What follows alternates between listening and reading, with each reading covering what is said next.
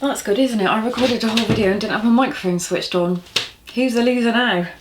That'd be me. Hi everyone. This is the second time I've had to film this video because I'm that stupid I didn't turn my microphone on. If you want to see what I've been up to, then keep on watching.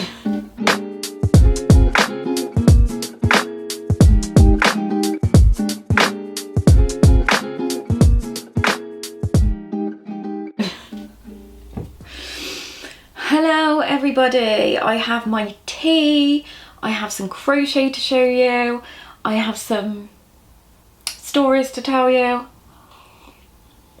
Do you like my mug? It's the best mug ever. Julie bought it for me, like my bestest friend, my twin flame, the other half of my heart. And it's Emma Bridgewater because I am dead posh. Anyway, I hope everyone's well, I hope you're all keeping safe. I'm really sorry I didn't get a video up last week. It was all a bit of a nightmare in work. So if people don't know, there is crochet in this video, but this is like my little counselling session right now. So I work as a mental health nurse. I work in forensic services. So anybody that's been involved, forensic doesn't mean CSI. Forensic just means courts. So anything that's been involved in the courts, whether somebody's not very well and they commit a crime and they come to us, like serious crimes, or they become unwell in prison, like with psychosis, etc., they come to us. So where I work is quite prison-y. It's a locked ward, really high security, and I love it. And I love my service users because I tell you what, they have got character, real character and spirit, and I totally admire that. And people say, oh, aren't you scared working with these sort of people? No, not really. Because they're humans and I get on with humans really well. Kind of helps when you're a mental health nurse. Love my job, don't like COVID. So at the moment, we have had, or still have, COVID on our ward. So COVID is not exclusive to general hospitals. Wherever there are human beings, you will get COVID. So we do have COVID in mental health, and we have COVID quite bad in mental health. So on my ward, loads and loads of staff have been off sick with COVID, and service users have COVID. So it's all been really stressful. The government decided to now recommend, if you're working with COVID positive patients, that you have to be fit tested and have FFP3 masks. So for the last year, we have been wearing surgical masks.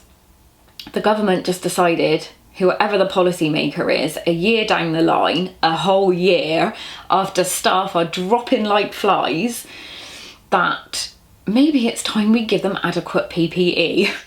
So I got fit tested, and when we have COVID on the ward now, we have to wear FFP3 mask, face shield, scrubs, apron, gloves. I don't see what the point of the apron is, or the gloves, because wearing gloves just means you wash your hands less often. It is a fact. It has been researched, it has been documented.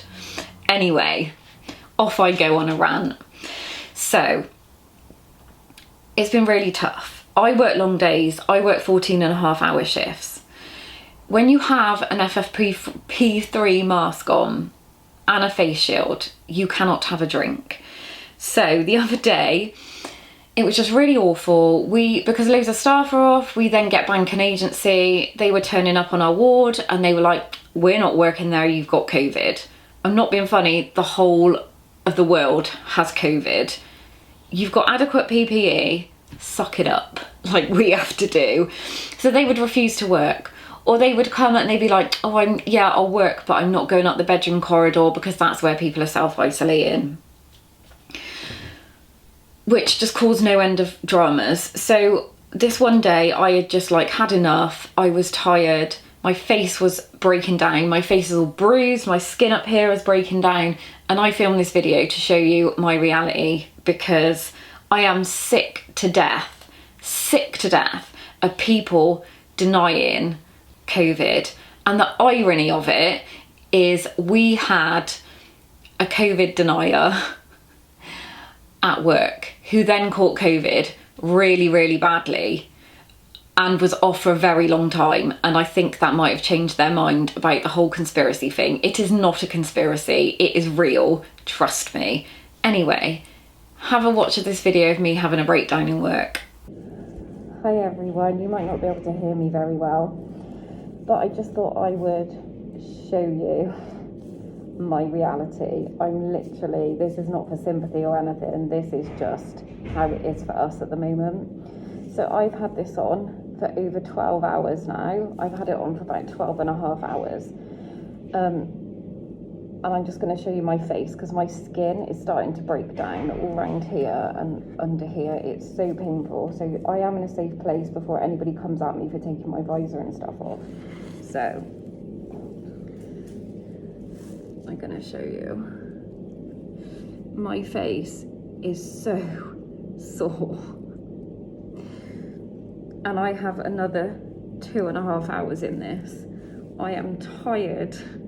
I am fed up, and I just want people to realise that, like, this isn't a joke. Like, this is serious.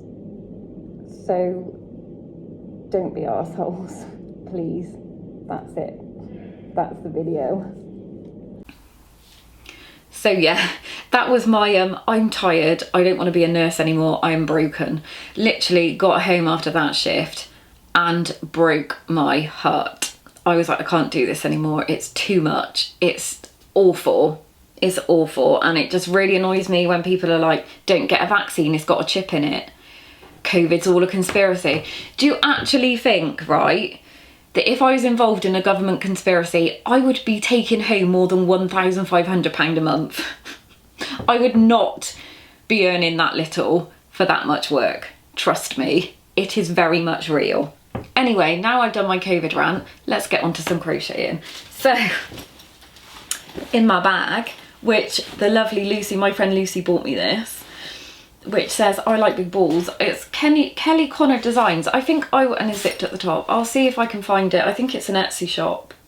And put it down in the description box. I will show you. So I'm still doing Megan's jumper. I was on night shifts last week. Didn't fancy doing it on nights. I did take it with me, did do a few rows, but we're getting there, kids, we're getting there.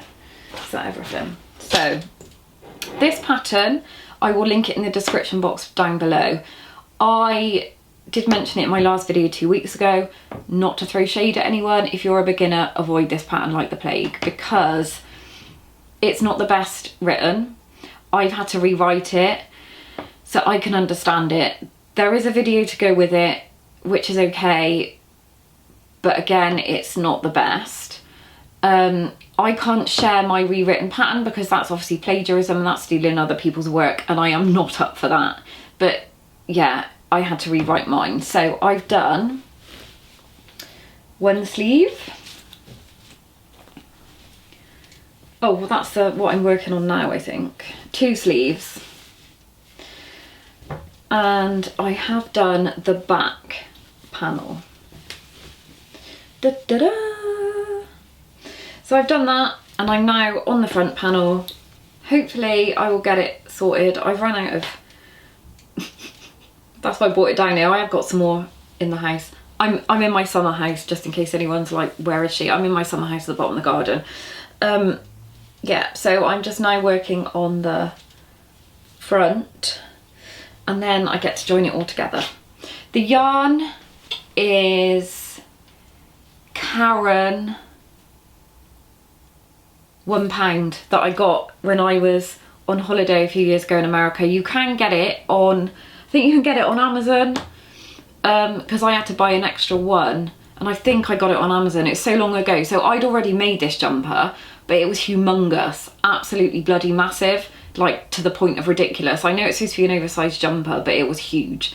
So I had to pull it all out and restart. I can hear my cat outside. I can hear him. He sits under the shelter and chills. I can hear his little bell. Oh, there he is. I can hear his little bell. He's so cute. So, yeah, after that few stressful weeks at work, my 2 friends, Karen and Zoe, who are the best. So when I first started Crochet Beginners Group, we sort of had like a little local get together. Didn't know these girls beforehand whatsoever. And through Crochet Beginners Group, we have built up this like amazing friendship group. We all live really local to each other and it's so nice. And Karen messaged me last week because she saw that video of me in work, because I put it on my private Facebook page, and she's like, I've got you something, me and Zoe have got you something, and I'll stick a picture somewhere of what they got me. I cried. She dropped it on my doorstep last Sunday, obviously social distanced. I literally cried. It's so lovely. And the chocolate helped me get through my night shifts, which is always a good thing. When I haven't been crocheting or sleeping, which is the majority of the time, I have been reading. So a couple of book recommendations. I've read 2 Ruth Ware books. Let me check my Goodreads because I can't remember what they're called. I'll put my Goodreads link down in the description box as well, so people, oh my god, I can't even find it, can perhaps follow me on Goodreads. It's like, if you don't know what Goodreads is, it's kind of a social media for books. My books, what have I read? So I'm currently reading The Hunting Party by Lucy Foley, and I have read, if it'll load, I think once The Woman in Cabin 10 and In a Dark Dark Wood by Ruth Ware. So I think that The Hunting Party is very, very similar to In a Dark Dark Wood. I don't know which book came first, Ruth Ware's book or Lucy Foley's book, but they are extremely similar. I was reading it and I was like, I think I've read this before, and it wasn't. It's because I read the Ruth Ware book. A really good book to read, which I loved and made me cry, was The Invisible Life of Addie Larue by V.E. Schwab. Oh my god, it is just beautiful. I'll link the Goodreads description for it, but if you want a total escapism book, it's amazing. It's so good. And when I go to work, because I download books on Libby, which is a library app, it is available worldwide, I think. I know they definitely have it in America, so it's the library books. I can't take, because I read it on my iPad, I'm not allowed to take my iPad, I'm not allowed iPad, phone, anything like that in work, because I work in a secure service, so we're not allowed things like that. So I have got this book, The Shadow of the Wind by Carlos Ruiz Zafon. Now, I heard amazing things about this book, and I'm on page 111. It's not really grabbing me. I don't know whether it's because it was in Spanish and it's translated to English. I just can't get into it.